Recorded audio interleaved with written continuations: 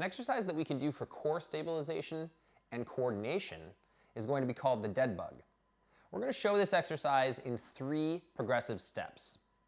The first step is you're going to bring both arms straight up towards the ceiling. The goal of this exercise is to keep your abdominal muscles engaged and not allow your pelvis or your torso to move throughout the exercise. As your abdominal muscle is tightened, what you're going to do is you're going to alternate reaching each arm up over your head. First, we'll start with the right. Reach the right arm overhead, hold for 1 to 2 seconds, slowly bring it back, and alternate to the left.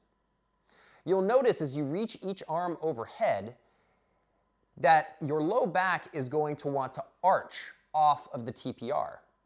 It's your goal to keep the low back flat against the TPR throughout this movement.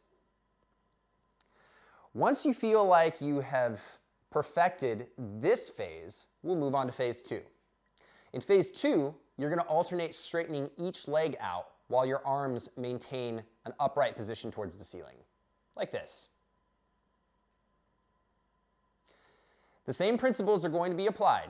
You're going to make sure that your low back stays nice and flat against the TPR and that there isn't any sort of extraneous movement occurring in your upper body.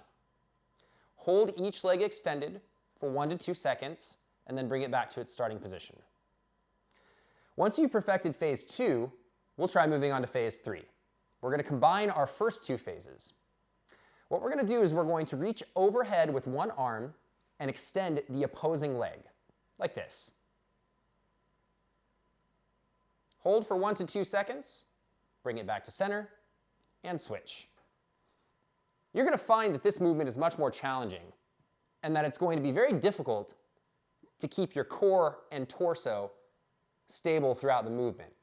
If you find that it's too challenging to perform this exercise, then maybe you need to bring it back to phase 2 or even phase 1.